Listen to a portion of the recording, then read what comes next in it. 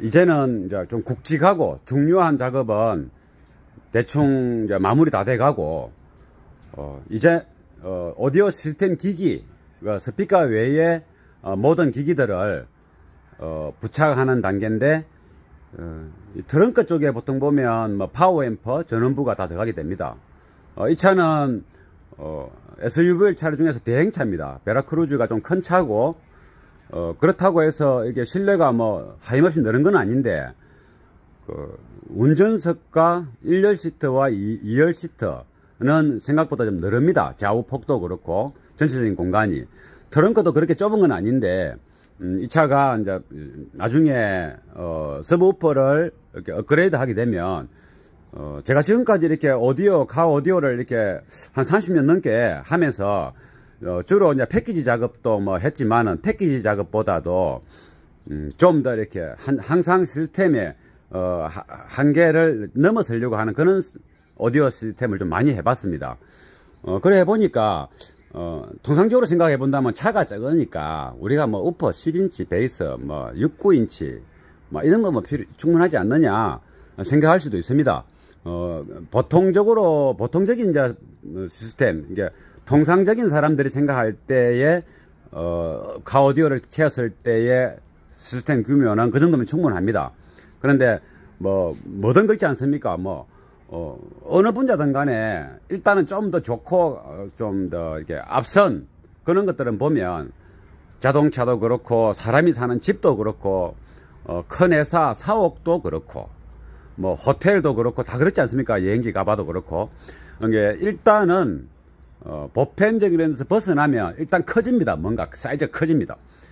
그랬을 때 카 오디오도 마찬가지입니다. 예, 보면 12인치 한 발 정도는 제가 해보니까 그간 쭉 경험을 해봤을 때 가장 우리가 보편적인 수준의 크기, 가성비도 좋고, 그 정도가 카 오디오의 쉽게 말하면 약간의 맛을 볼 수 있다. 이제 우퍼의 규모라는 것은 전체 볼륨의 크기를 말하는 겁니다. 그렇다고 우퍼만 막 붕붕 부밍 사운드, 뭐 그걸 가지고 뭐 SPL 사운드, 뭐 그런 걸 가지고 말하는 건 아닙니다.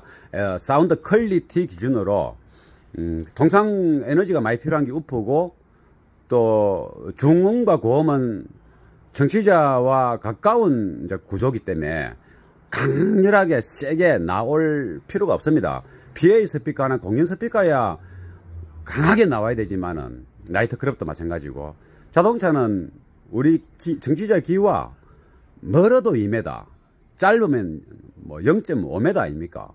스피커가 뭐 홈용이나 뭐 이렇게 다 뭐 소리를 똑같이 내는 거지 않습니까? 물론 와트 수도 있고 스피커의 그 dB의 제조 시 dB의 크기도 있습니다만은, 그래도 어쨌든 간에 같은 6인치, 같은 5인치, 같은 4인치면 소리 크기가 확연한 편차가 있는 건 아니다.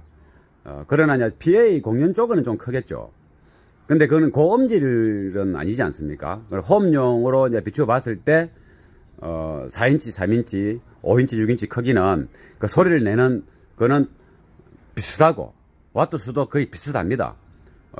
그러고 이제 dB가 있죠. 스피커 dB가 보통 카에는 89dB를 주로 많이 쓰고, 홈이나 이런 데는 뭐 90dB를 조금 이제 넘어가는 것도 많고, PA는 뭐 한 3dB는 넘어가야 맹함을 내밀 수 있다고 볼 수 있습니다. 근데, 카에는 통상 이제 90dB를 기준으로 봤을 때, 홈도 그렇고, 뭐 스피커 크기, 소리에 맞춰서, 홈이나 카나 비슷하다.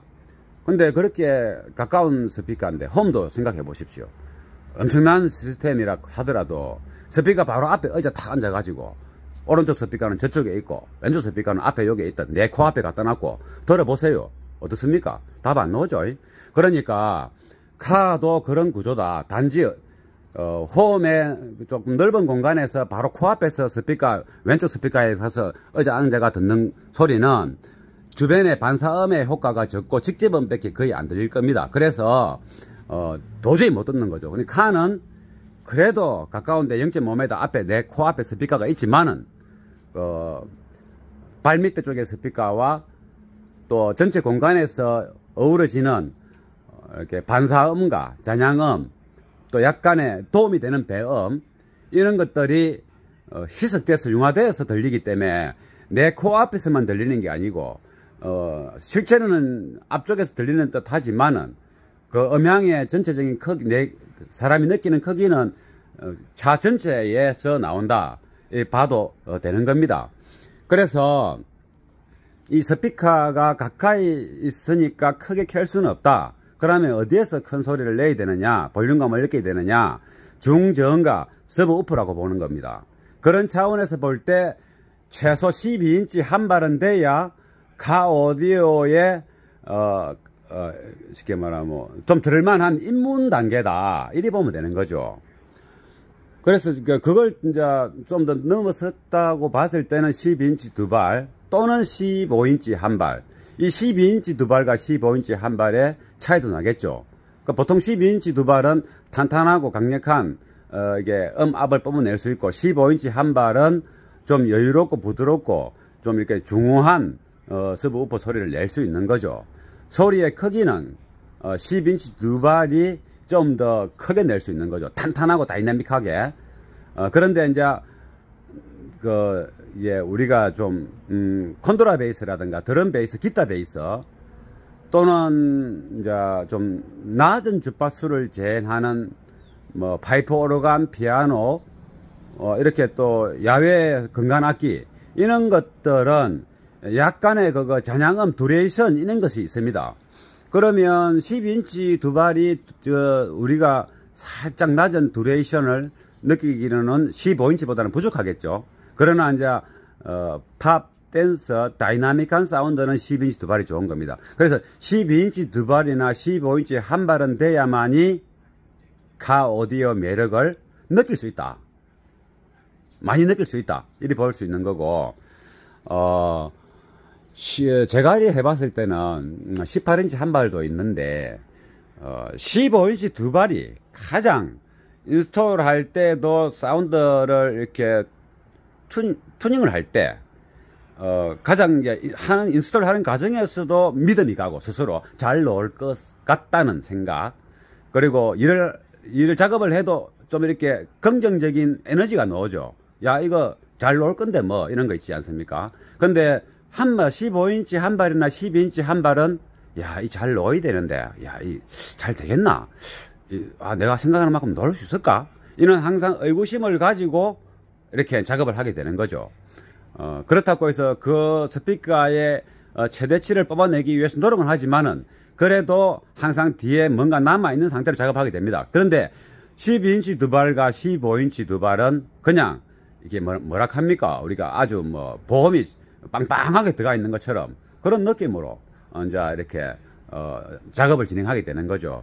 그래서 제가 볼 때는 15인치 두 발이 가장 추천하고 싶은 카 오디오다. 근데 15인치 두 발이 일반 수용차에는 좀 그렇게 좀 하겠죠. 근데 좀 RV 차량이라든가 이제 이렇게 집차나 밴 차량들에 이게 공간이 좀 커야 돼요. 이게 우리가 좁은 자동차, 이게 아주 낮고 좌우 폭이 좀 실내 폭이 좁은 그런 자동차에서는 그런 걸 넣을 수가 없죠. 꼭 필요하면 그럴 때는 강하게 듣고 싶다면 공간 자체가 들어갈 만한 공간이 없기 때문에 18인치 한 발도 추천할 만합니다. 해보니까 좋았던 경험이 있습니다. 공간이 작은 차들은 들어갈 수만 있다면 18인치 한 발이 아주 좋습니다. 앞쪽에는 무조건 8인치 들어가야 됩니다. 도어에는. 그런데 이 차도 나중에, 지금은 15인치 한 발 작업을 하지만은, 그러고 전체 스피커는 15인치 우퍼 하나, 8인치 두 개, 6인치 두 개, 1인치 두 개입니다. 그러니까 스피커가 7개가 다죠. 7개가 다인데, 일단은 나중에 업그레이드를 할 거를 계산해서 우퍼 박스가 15인치 두 발 사이즈의 박스입니다. 그러다 보니 이 차는 크지만은 나중에 오디오 기기가 여기 전원부도 있고 앰프도 있고 CD 체인저도 있고 보조 배터리도 있고, 이래서 한 덩거리로 치면 한 시물 덩거리쯤 됩니다. 오디오 기기가 시물 덩거리. 그러니까 많죠. 근데 우퍼박스 들어가고 나서 우퍼박스 이렇게 높지는 않죠. 이렇게 보면 15인치 두 발짜리 우퍼박스인데 뭐 12인치 두 발이나 별 차이가 없는 것 같습니다. 그래서 아무튼 우브박스에 대한 작업의 과정은 차후에 또 제가 또 올릴 겁니다. 많이 찍어놨습니다. 이렇게 몇 편을 찍어놔서 이렇게 올릴 거고.